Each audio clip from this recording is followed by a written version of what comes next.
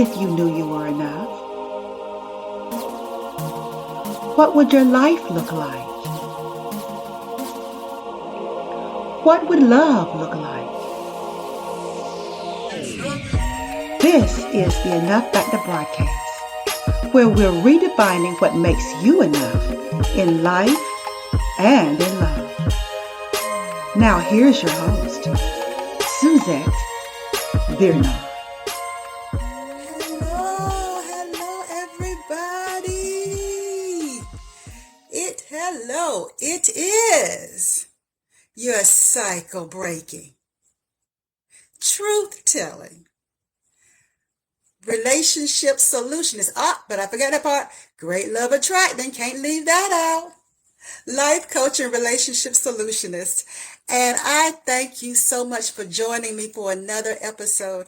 Today, oh man, we have a great topic today. Physical attraction or friendship? What is most important in a relationship? Yes. So definitely stay tuned. But for those of you that don't know me, I want you to know that what I do is I help women, high achieving women over 40, find love and keep it. In a nutshell, how do I do it? By helping them to redefine what makes them enough on their own terms, so they can break the cycle of failed relationships and attract real deal great love into their lives. So, what about this topic? Physical attraction or friendship? Which is most important? Well, let me tell you something.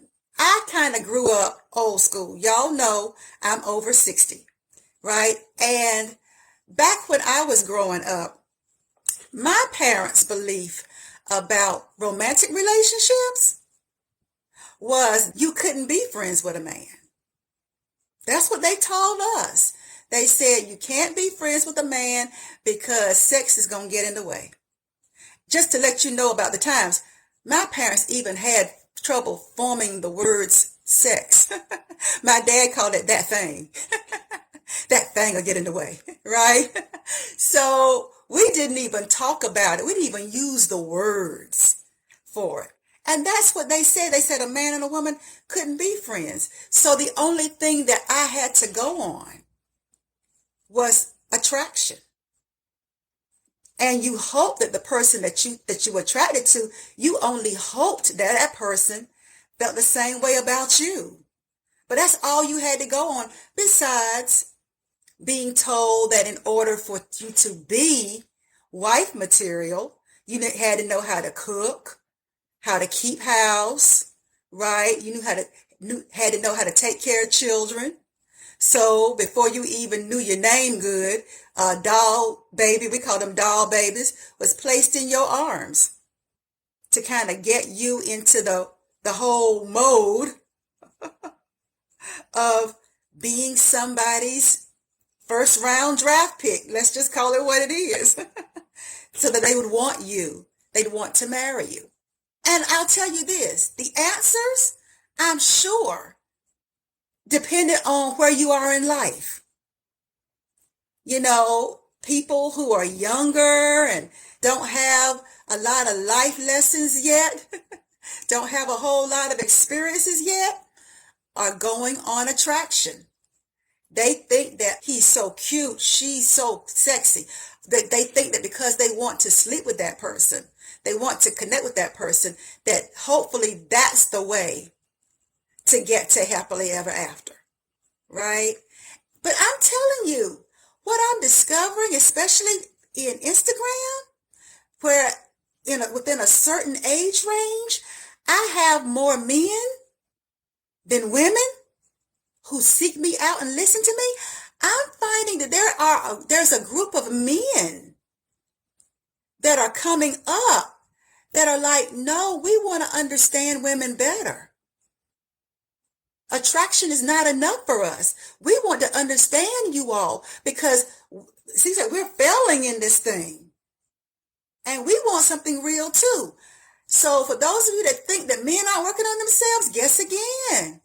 There's a crop of men coming up that are getting coached on relationships too.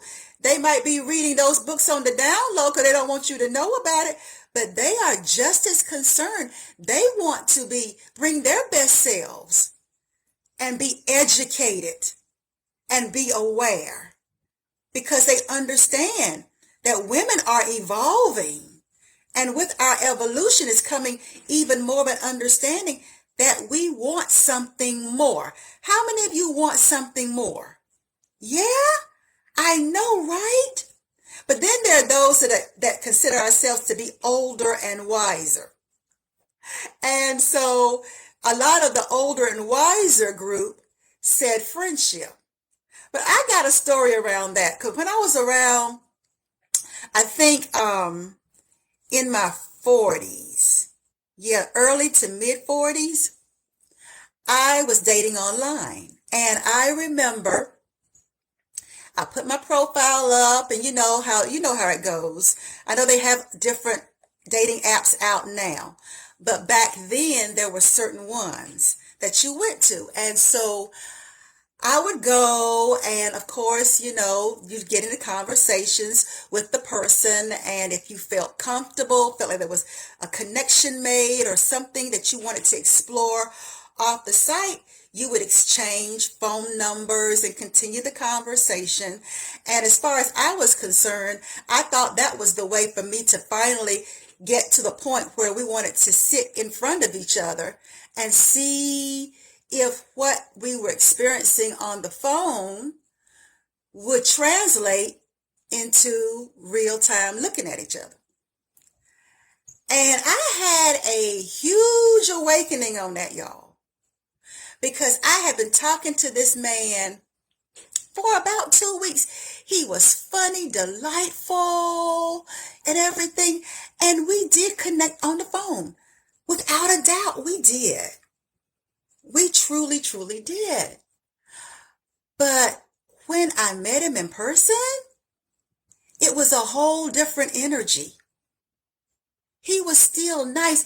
But have you ever been with somebody that they were really nice on the phone, very likable, but then when they meet you, they have a different kind of energy about them?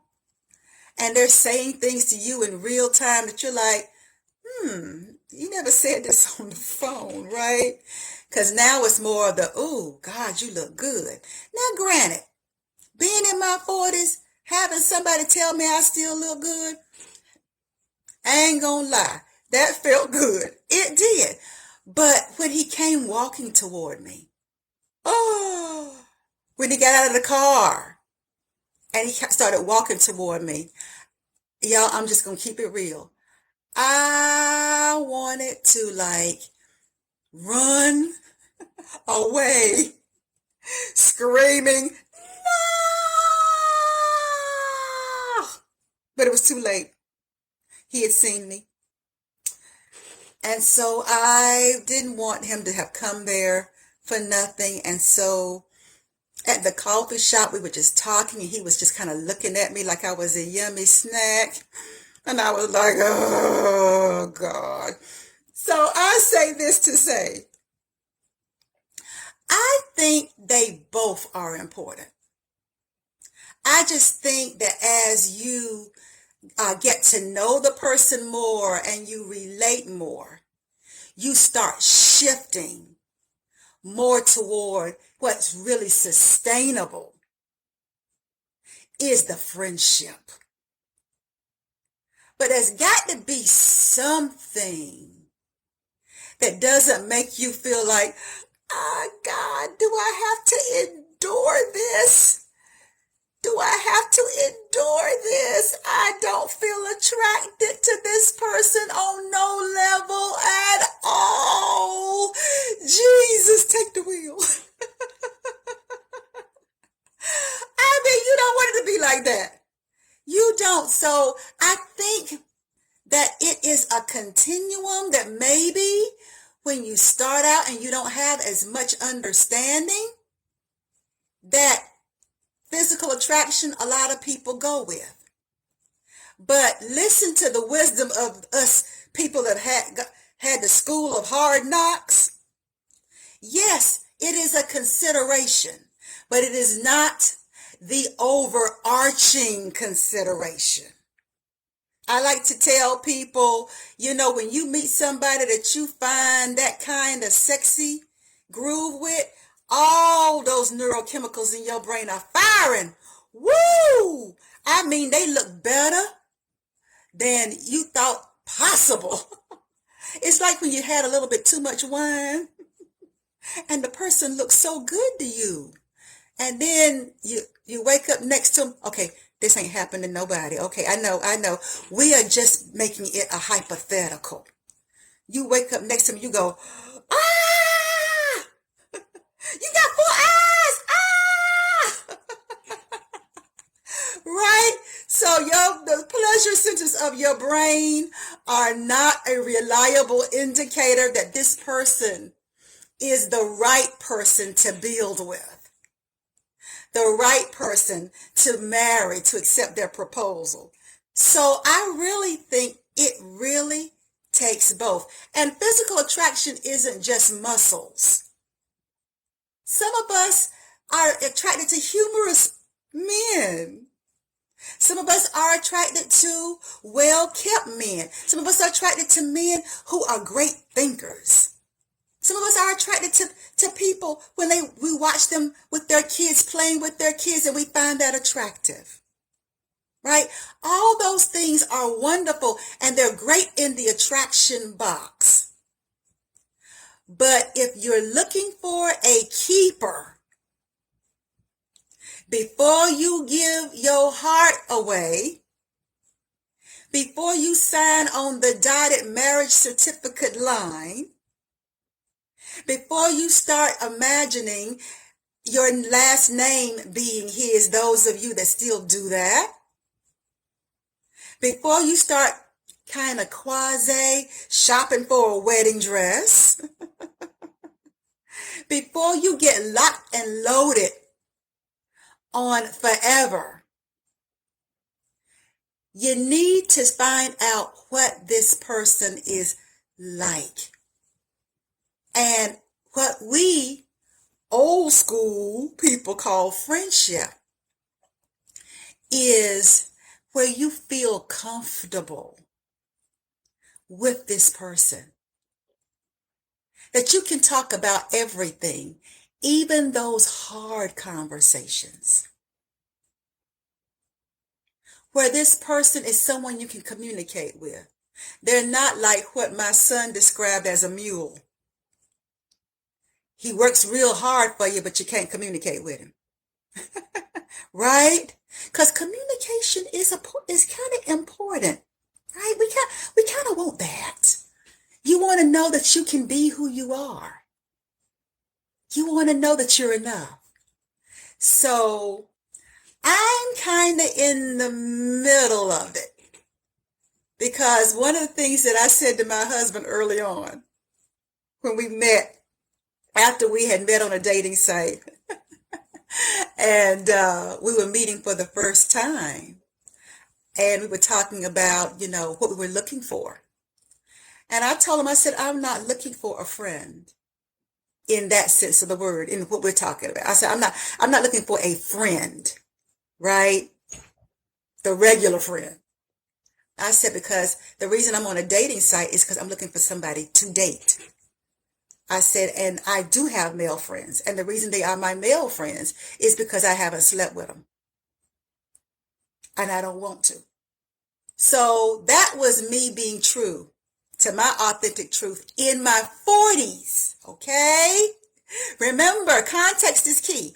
I was in my 40s and I was very clear about what I needed. So I needed the physical attraction part. If I was going to be involved romantically, and if we were going to find that possibly we have something else going for us, I had to know that he was attractive enough that I wasn't going to be like that person like, oh, don't touch me, or faking headaches, which some people do because they don't find that person attractive. right? They don't relish the idea of being touched by them. They're not making love in the way that they are with each other before they even have sex. Oh, y'all didn't know that making love starts before you even get to the bed?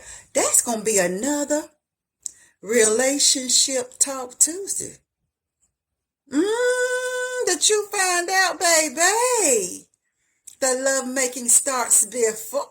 I'm not going to give away too many trade secrets on this here episode.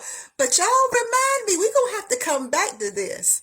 But my time is up. I'd love to hear what your thoughts are. What do you have to say? What do you have to share? Put it in the comments. Put it in the comments. Let me read it later.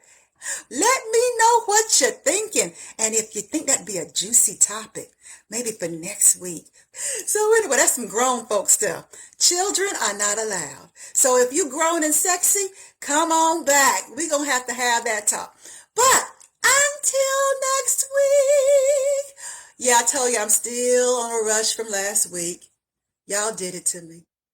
I want you to know, in case nobody's told you, that you're what?